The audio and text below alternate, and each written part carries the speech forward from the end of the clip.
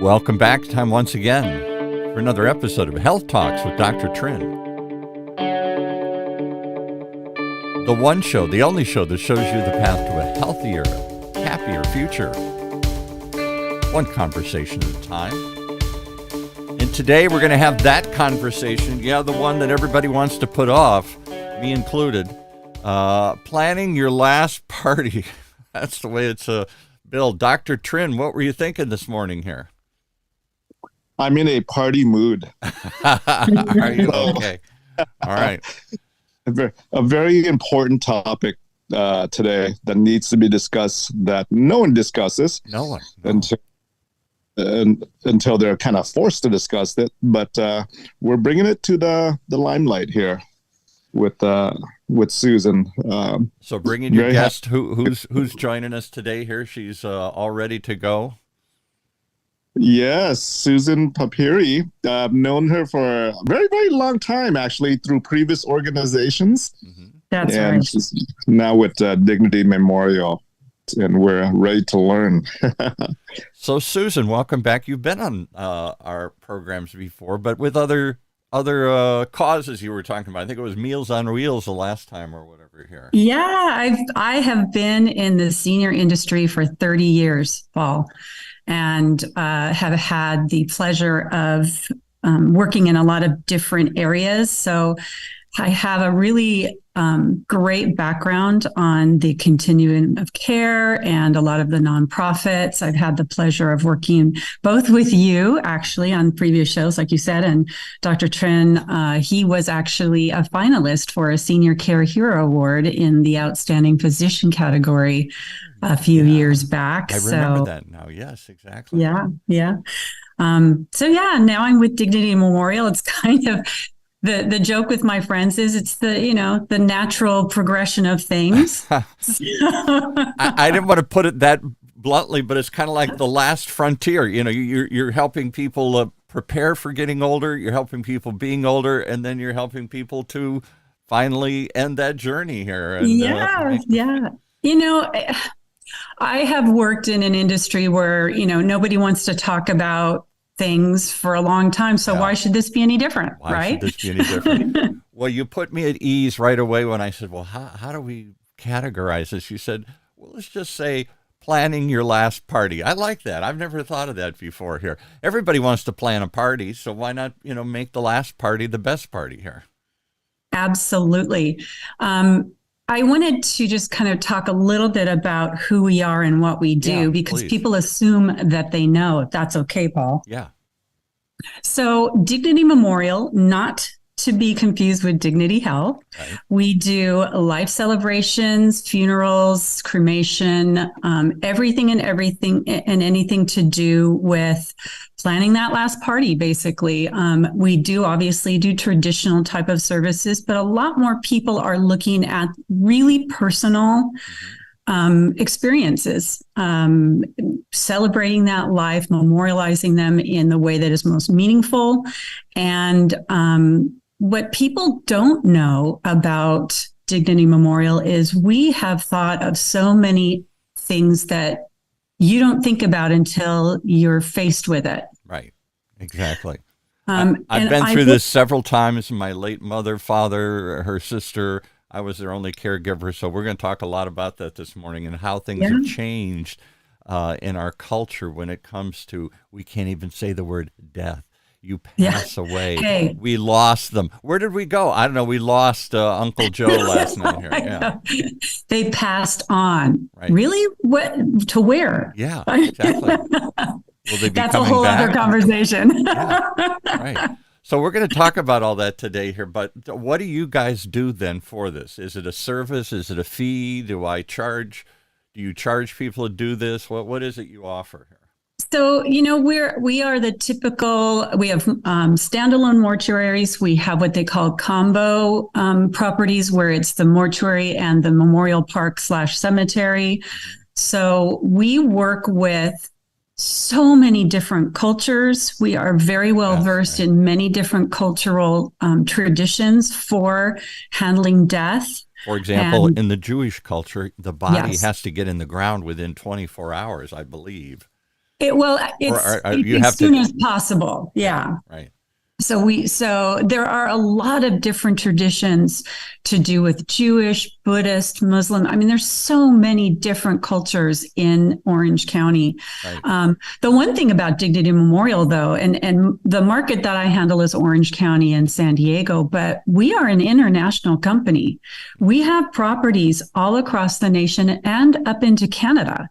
So even if you're living here, if you're trying to arrange for mom or dad who live in Pennsylvania, there's a property there that we can help you with the details. And the different programs we have, that's one of the reasons why I came to Dignity, because you know me, Paul, and Dr. TRINH knows me. I can't work for a company that I don't feel has a true servant heart. Right. That's Absolutely. Just who I am. Certainly, Meals on Wheels fit that pattern, and I'm sure Dignity Memorial does the same way here. Yeah. Right. So some of the programs that we have are we work with the VA cemeteries. We're connected with the one in Riverside and the one down in San Diego.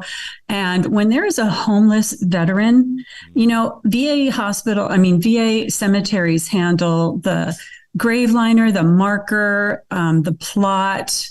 They'll do a military service and they'll present a flag, and we work with them on making sure all of that is smooth, but they don't have a mortuary, and the mortuary handles the body, Right. whatever it is that happens, whether they're cremated or they're buried in a casket or whatever. Well, who pays for that? Right. So Exactly. We'll do it for free because we feel that veteran honored our country. And we should honor them at this final moment. Exactly. So again, I'm still confused. What is it that you do? So if I came to you tomorrow and said, "Hey, my mother passed away," or something here, my mother died. What would you do? Do you arrange everything? Everything. We will do anything and everything. If mom had absolutely no arrangements at all, hadn't really talked to you about anything, then we will sit with you and we will talk to you about everything that you need to know and offer any and all services that you may want to choose from. We do it all. And I'm assuming this is for a fee then, or something? It's kind of a one. Yes, absolutely. There are different charges for different things. It depends on what you want. Some people want grand. Some people want economical. Right. Some people want something in between. We have everything from personal family mausoleums to cremation and ashes that are scattered at sea or, anything like that. We do all of that. And let's get the ugly part out on the table right away here. What is the average cost of a funeral? Oh, I knew you were going to do that. Arrangement. I mean, because I don't think any of us are prepared for these final expenses here. No, most people are not. And honestly, it depends on the property that you go to and what you want. For a simple cremation, you can start at something like $3,500 and go up. Right. So that's just cremating the body, handing you a little urn with the ashes in it. And that doesn't even necessarily include the cost of the urn, because that could be, you might want, this gilded urn. Yeah. Right. So just knowing that you are going to start at about $3,500 gives you an idea of economics. And that is why we so encourage people to sit down and plan. Right. Because if you plan today, so for instance, if I plan today, I figure I've got at least 20, 25 good years left, God willing. At least, right. And so what I want to do is I'm going to lock in today's pricing, pay for it, and I can do payments, and then it's done. There's two issues, Paul, when it comes to dealing with death. As far as funerals go, there's the emotional part and there's the economics. Yes. There's the financial. So on both those levels, being able to plan. And for many people, as we age, we experience loss of control. control is kind of an ethereal thing anyway. You know, Right. we think we have more control than we do. That's the truth, right? But there are some things we really still can control. And this is one of them. And if you're a couple, you've probably made many serious and important decisions together through your lifetime. Well, this should be one of them. Have you planned your financial future? Have you made a trust? A good elder law attorney that's working with you on your trust has asked you, do you have funeral arrangements? If you're working with a financial planner, they ask you the same thing. Especially when it comes to financial planning, if you pay for it now, it's done. It's done. You've got today's pricing. And it's done the way you want it to be, with whatever dignity. Exactly. Now, so let's dissect some of this, because you hit a lot of hot buttons in here. At least what I've experienced in my life, and the death of those that I was taking care of and closest to, my mother, my father, and my mother's sister. All three of whom, in one way or another, didn't want to be a burden to others.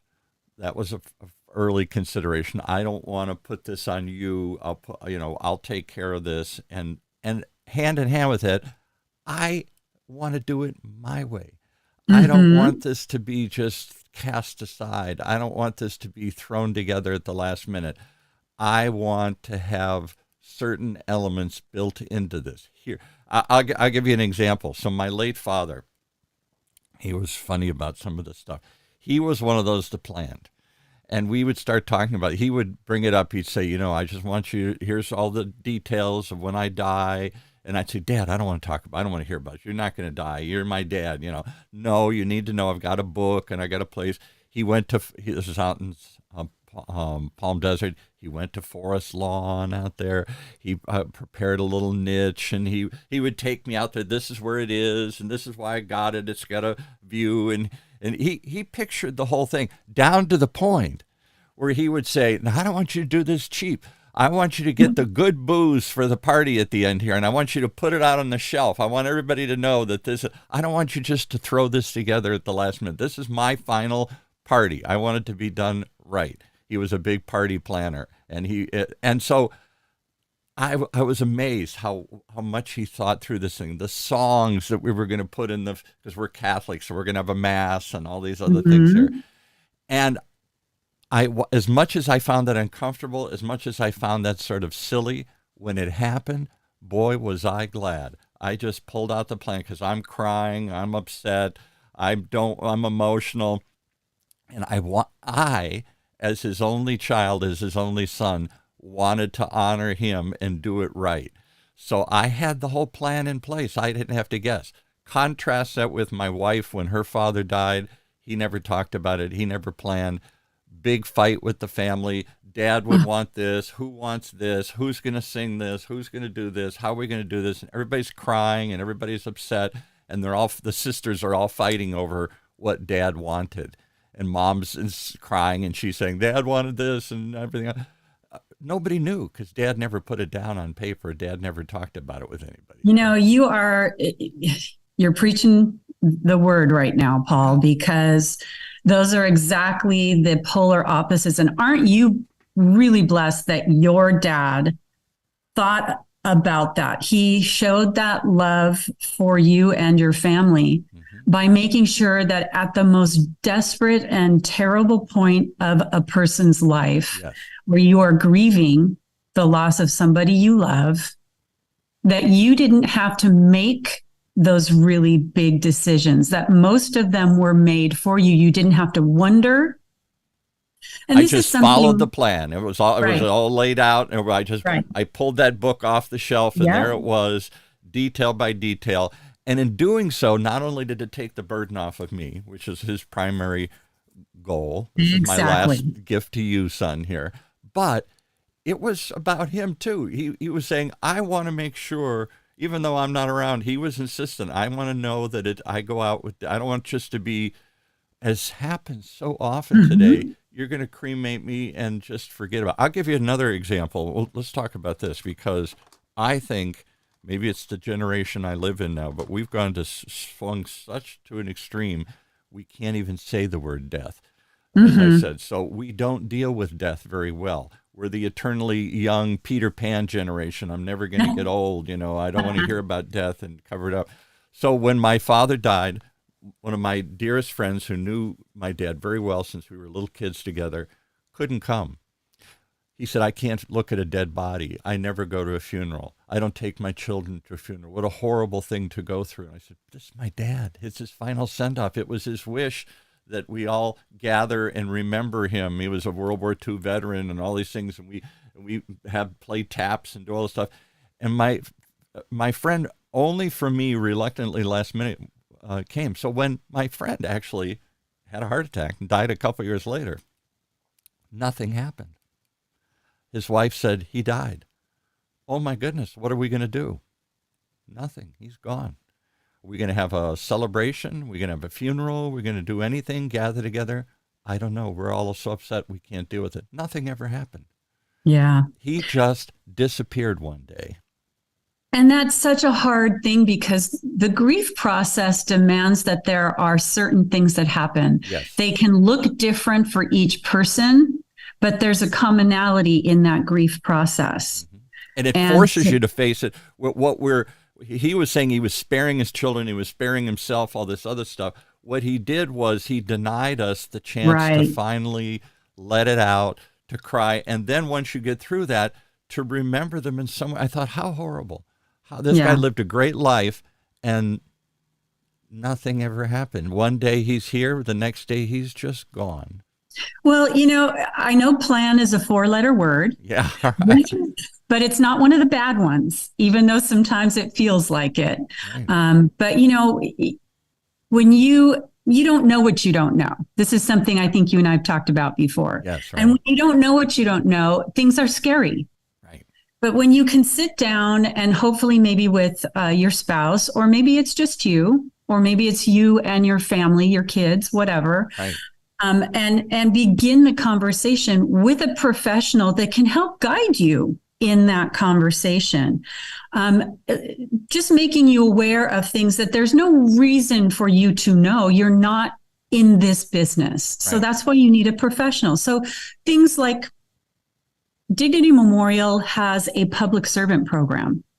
So any public servant, firefighter, policeman, park ranger, any public servant that falls in the line of duty, we will bury them for free.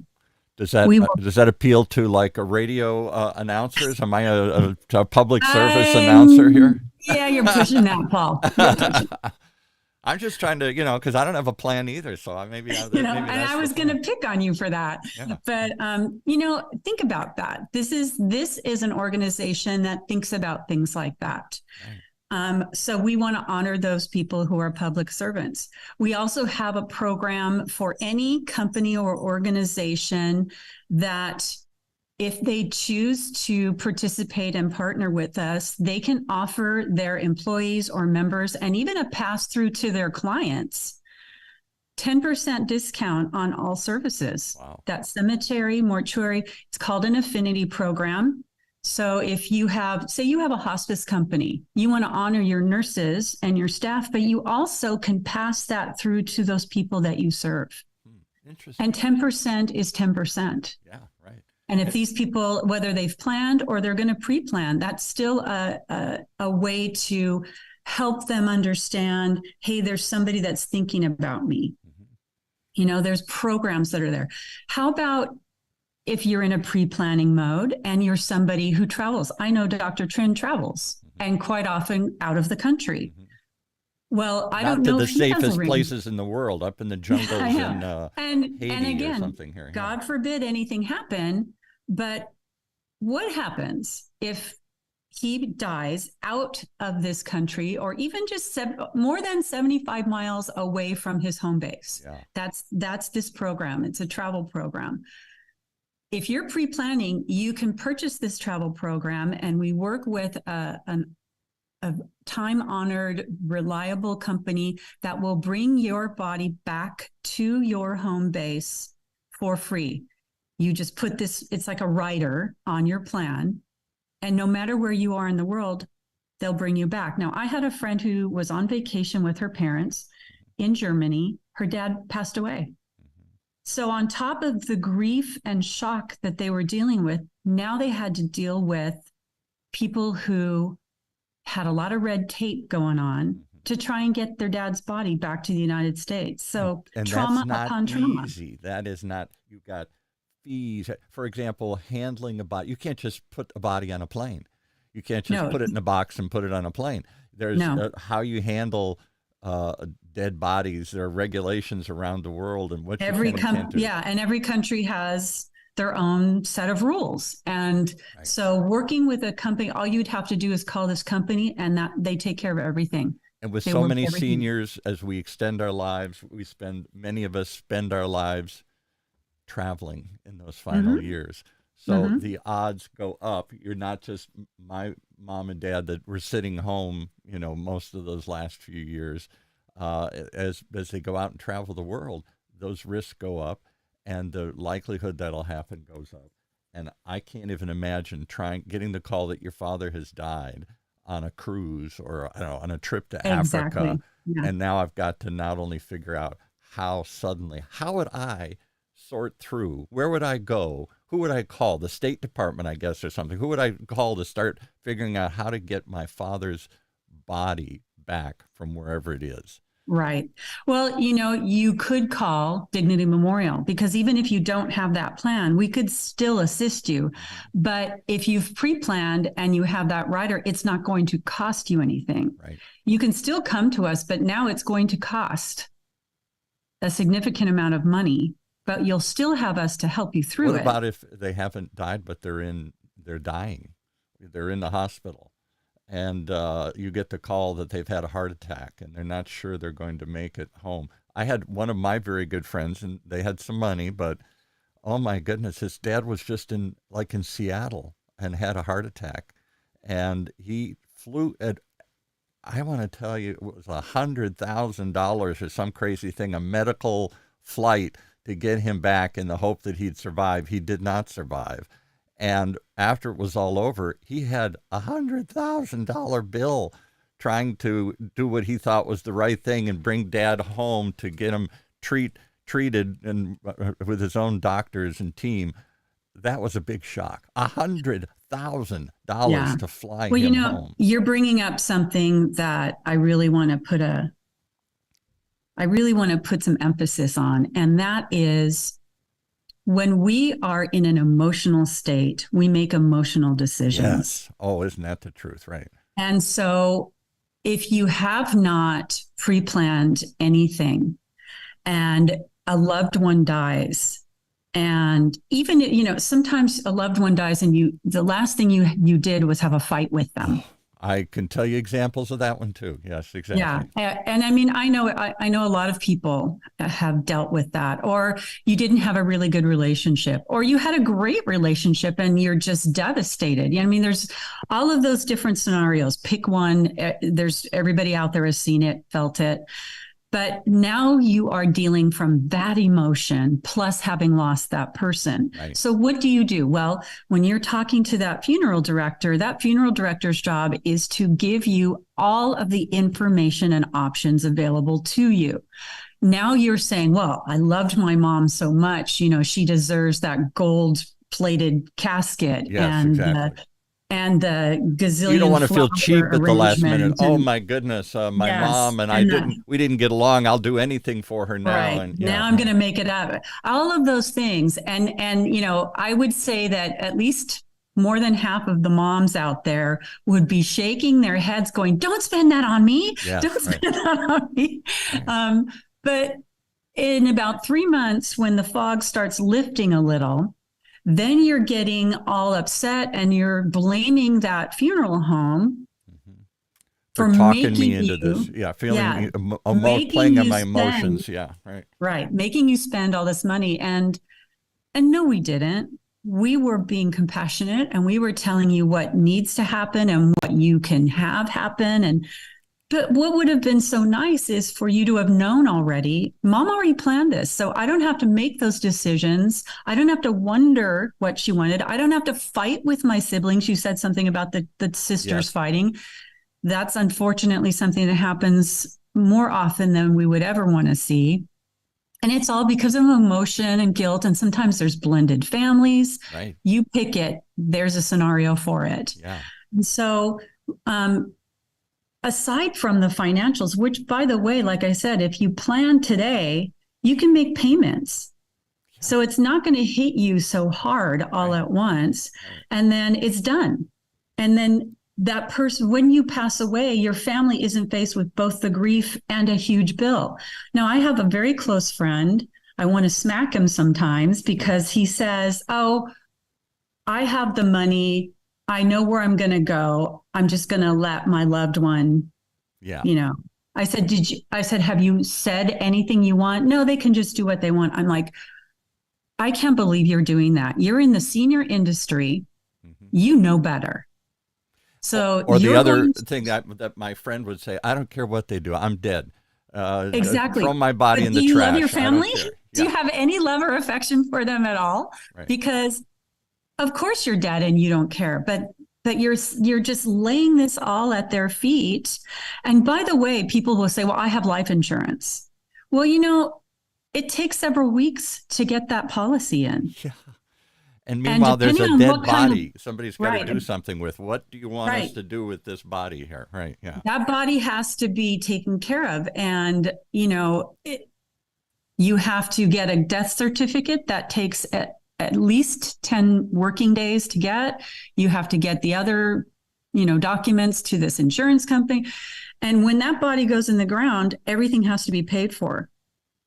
So do you have a family that has the means to put that up front? Right. And then recover it later. Let's talk about the financial planning part of it, because that's not just the planning of the expenses, but all the things that you're talking about. All of a sudden, I didn't realize I have to go get a death certificate, and I can't access my dad's checking account until I get the death certificate and show this. And he did have a trust, and I had to do all these other things and stuff. There was a bunch of paperwork. There was a bunch of steps I had to take.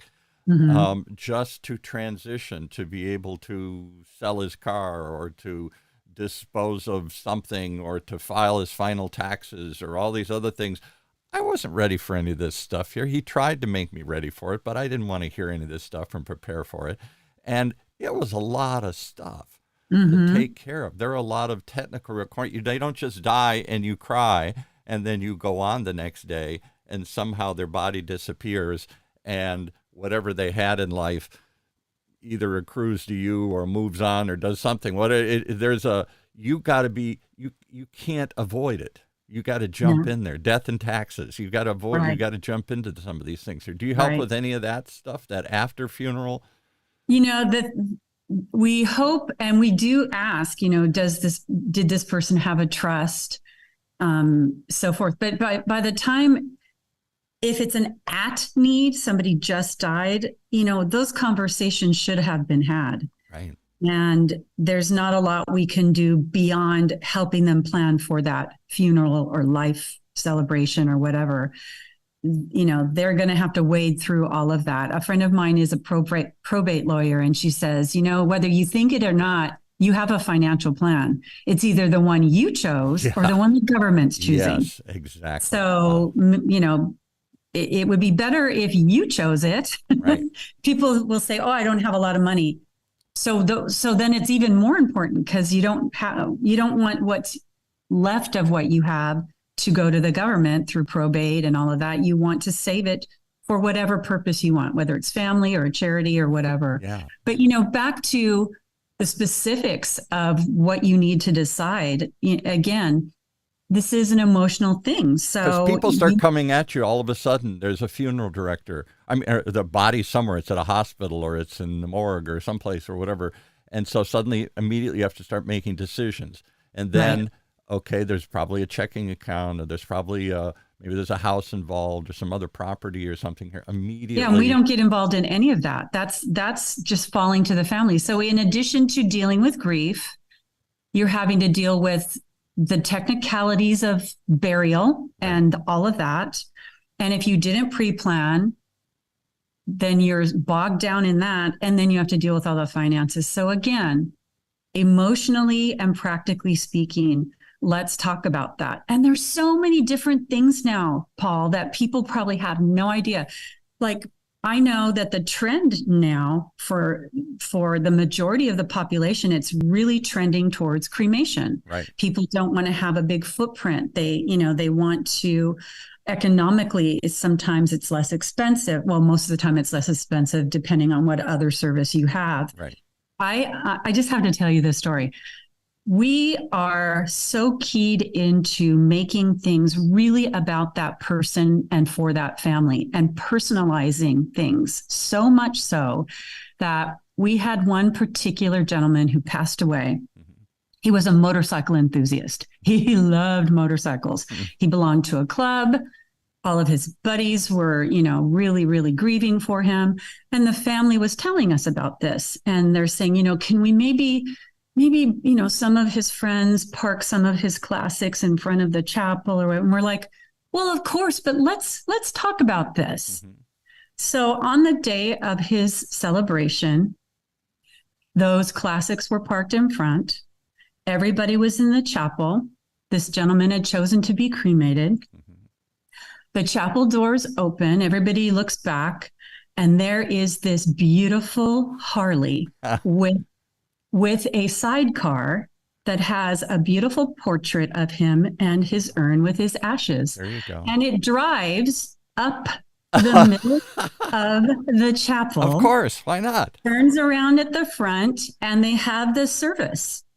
And that is just one small example. We have created beaches inside of our chapels with surfboards and, so I could have a radio tower, and I could have all sorts of a miniature one. A little, yeah, right. We create. I love that because it is. We have another show that talks about pancreatic cancer. It's a very serious topic. It's a long-term survivor, and she did a show a while ago, and everybody just hooted and hollered, and me included. And she said, I want my funeral.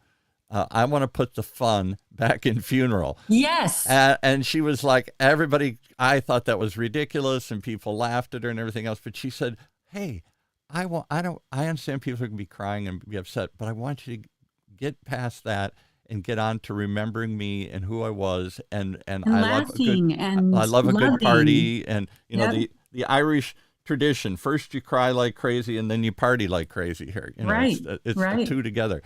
And I thought, why are we not view this?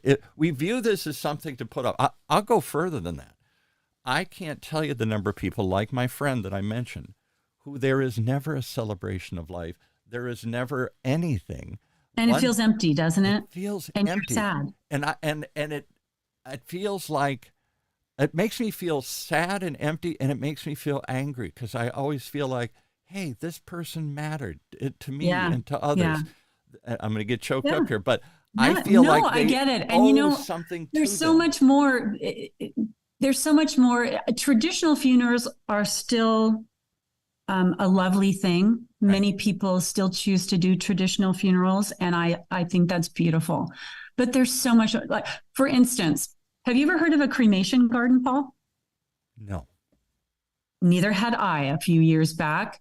But somebody I knew had chosen to be cremated, and we had a garden side service. It was at a particular place, and many places have them now. I don't know many that don't, at least not here in the West.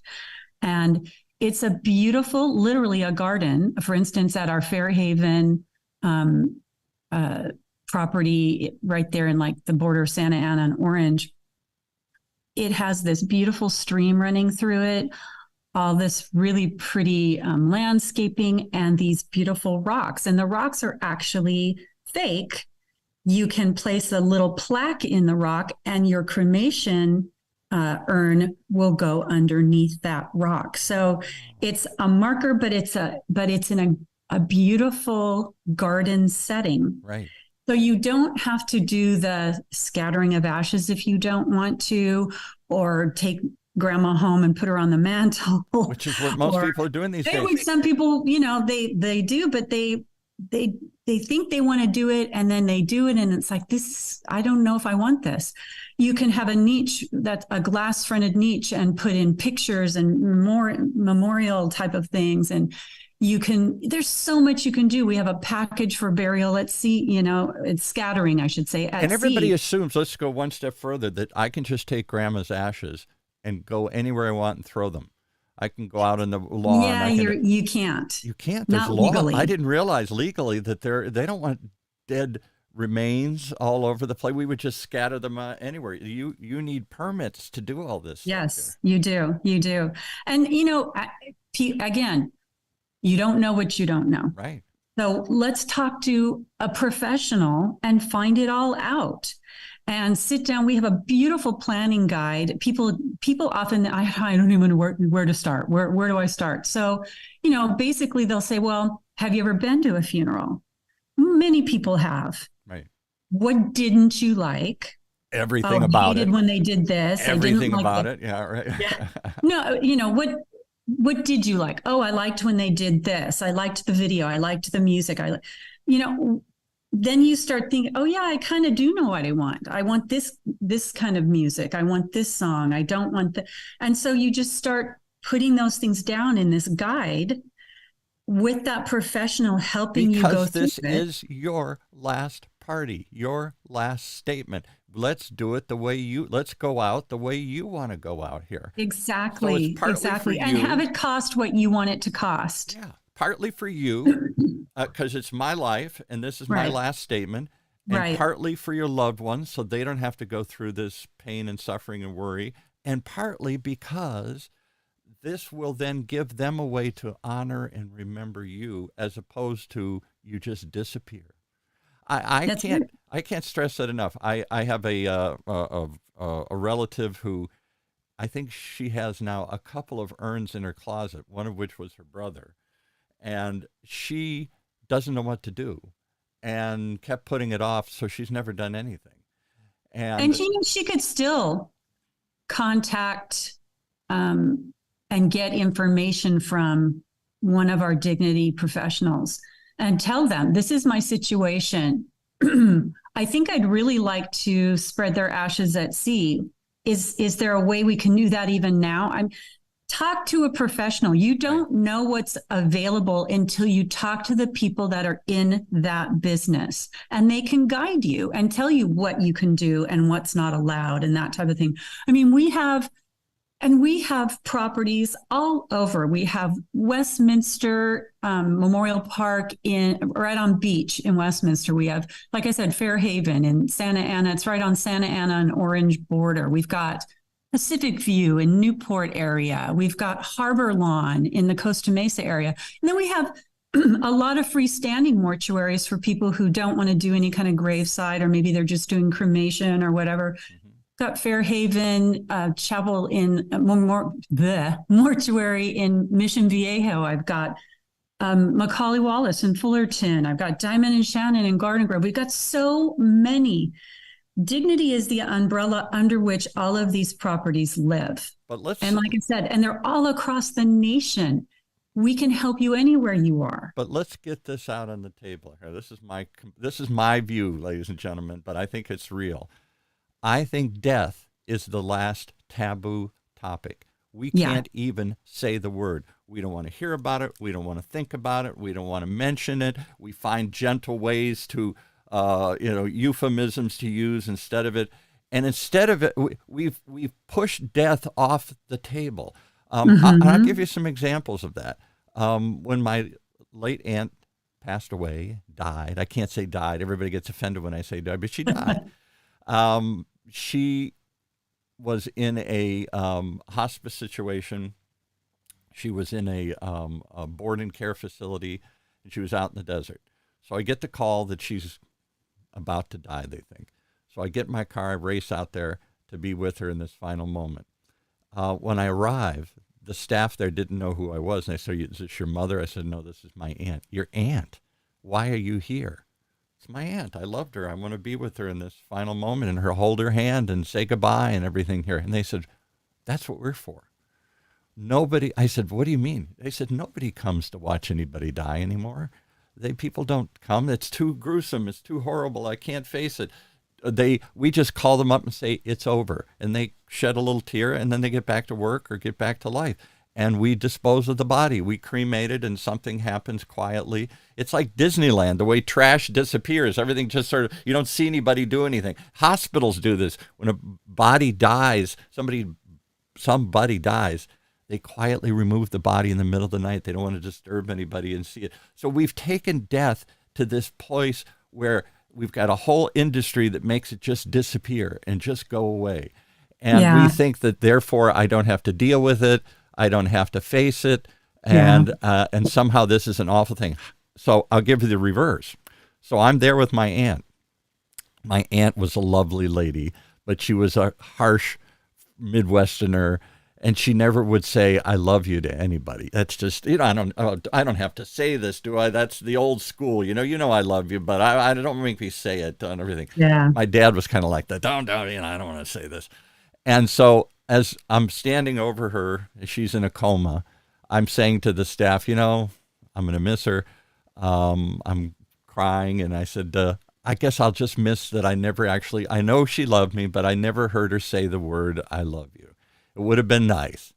And as I'm saying this, she's in a coma. All of a sudden, she starts muttering. They go, "Oh, my God, she hasn't muttered all day long here. She's been in a coma for 20 hours or something." And I leaned down. She's saying something. What is it? And I leaned down, and by God, like out of a movie, she says, "I love you." And she died. I thought, oh my God, right out of a movie here. And I thought, well, it would have been nice a little earlier, but better late than never. It was as hard as it was. It's a beautiful thing. It was a beautiful thing to go through this final moment. She died very peacefully. She wasn't gasping for air. It was a fitting end to a beautiful life. And I'm glad I shared that moment. And I share that with people like, oh my God, am I glad I wasn't there? I don't want to see somebody die. And it's an honor. Dignity really feels so honored to be part of that process, so that when that happens, there's not additional trauma. There's still, there's a certain beauty that comes. There's a beauty and a comfort that can happen when you're dealing with somebody who's professional. You pass away, whether it's in a hospice home, your own home, wherever it is. And, we come up, we don't come roaring up in a hearse and, come up with this rattling gurney and all. No, we come in these really, this one of those big vans. It does say dignity, but it is, very discreet. Two people dressed professionally come to the door first and just talk to the family and say, what would you like? Do you need to spend more time with, your loved one? Yank the body out. And where's the body? And just pulling it out. No, and we just, how would you like us? How would you like us to bring the gurney in and out? Do you want us to come around the side? Must we come through the house? Do you want to walk with them? Do you want us to call you once we have your loved one at our facility to let you know they got there safely? We do all of that. And by the way, with dignity, that loved one is with us from the time we pick them up until we place them in the ground or in the niche or whatever it is we do. We don't outsource anything. Because that's a big fear. Oh my goodness, all these funeral home controversies where they were losing bodies and nobody knew. I don't know whose ashes you got, but you got somebody's ashes. Well, and that's always tragic. And I just feel so much for the people that happen to. But when you have a process by which it's all you, then you guarantee that that's not going to happen. So there's a special compassion that exists within people who do this business. I gotta believe these are some special people. I gotta believe this because you're dealing with people at the worst moment of their life, the living, and the last moment of the deceased life. And you want to make sure that everything's done right, with dignity, with care, with concern, so that there isn't anything that jars you at this last moment that adds to the feelings of grief, and as much as possible makes it feel as good as you can feel. It was handled right. My mom deserved this, not rather than so Right. often my mom deserved better. Right. Right. And then, it's so funny because we'll come to you in your home if you want us to, or you can come to us. But when you're in a pre-planning situation, you'll hear people laughing, which seems kind of incongruous when you're, Yeah, right. but the people that are pre-planning, they'll be laughing because we'll be talking about all the wonderful, crazy things we can do and the songs that they want. And, oh, can I do that? And it is planning that last party. And it should be something that can bring joy because it's going to happen the way you want. You're going to be able to comfort your family in many ways. And I have a funny story. A friend of mine was telling me about a client that they had who did do pre-planning, worked with the funeral home, but she didn't want a memorial service after she passed. She took a page out of the Tom Sawyer book and she wanted that memorial while she was still living. She knew I've heard she was people going to say pass. that. Yeah. Yeah. Right. She knew she was going to pass. There was a disease process happening. And so she wanted to have that and be there. Yeah. I've heard people say that, and that seems so crazy, but why not? Why not go out on your terms and see the party, hear what people are going to say and all this and stuff. see the video and be able to have all those memories and take them with you, And so that's what I'm saying. It's not your grandma's funeral if you don't want it to be. You know what I mean? And I get it. When I was a kid, I'm Catholic. Boy, there was a lot to the process. And there was the rosary the night before, and you view the dead body. And then you have to go out to the grave and lower the body into the grave and then throw dirt on the thing. And everything was designed to make it, just seem horrible and grief and cry. And it wrung every last tear out of you. So by the time it was over, you were exhausted. Maybe that's why you're ready for the party and the drinking and all the other stuff that went with it. But I thought, maybe that was too far. And the widows in the 1800s that would wear black for a year or 6 months or something. And, maybe it went too far. But now we've taken it too far in the other direction where they literally I can't think about it. I can't deal with it. So we don't do anything. But let's deal with it. It's a thing, but it's just a thing. And it's my aunt's case. She was there and held me when I was born. I held her when she died. Isn't there a nice completeness to that whole process here? It's going to happen. Let's make it part of our life and not something that we minimize and try and get rid of in whatever way we can. No. And like I said, plan, yes, it's a 4-letter word, but it's not the bad one. Right. It's not one of the bad ones. Many people have done their financial plan, their trust, and so forth. Well, this should be part of it. Yes. I've got mine, Paul. And I don't really have I watched all this and I believed in it, but I think I'm too young. I'm only in my 60s. I'll do this when I'm in my 90s or something here. I don't know what tomorrow You're brings. not promised tomorrow, my friend. Yeah. I mean, I hope you have it. Right. But and death isn't just for the elderly. Let's remember, we see on the news every day the tragedies that happen. Yes, right. And obviously you don't necessarily plan for a child to pass away. So again, that one is one that is a taboo. I can't even think about it or talk about it. But when that happens to someone, it's important to have a professional that is compassionate and will honor that child the way they deserve to be honored for the life that they have lived to that point. Right. That's so important. I believe in all of that. It starts with, yes, you want to do it. You want to minimize the trauma and at that moment. So the more you plan, the less you have to think about this at a moment you can't think. The other part of it is, if it's yourself, or in my dad's case, himself, you want to do it your way. You want to make sure that this is your final statement, your final party, your final moment on earth. So let's do it my way. And then the third is, from the family standpoint, it is a way. I feel such an obligation to honor those who came before us, to honor those we care about. And I Mhm. feel so angry when people just throw that away as if their life didn't mean anything. They Right. lived a life, and we're going to get it over with in 5 minutes here. If Right. we can't. So my hope is that this show, this interview has brought some light into what many people want to keep in the dark. And some light to a heavy subject. It isn't as Yeah. heavy. It's a lighter subject. It doesn't have to Right. be so oppressive. I can't deal with it. I can't think about it. I don't want to talk about it. Right. And for them to understand there's so much more to this than they probably know. Right. And there's so much we can help them with. And we can do it in the comfort of their own home, or they can come to us, or however they want to do it. They can just, contact us and ask us some questions. Just start the process, and plan your last party, man. I never thought of it that way. I love that term. We're going to go out with that idea. I'm going to have, I guess I could see it now. I'm going to have a big disco party with a DJ and everything. Good. I will come if I'm around. Okay. All right. So if they want some information, they can just go to dignitymemorial.com. Okay.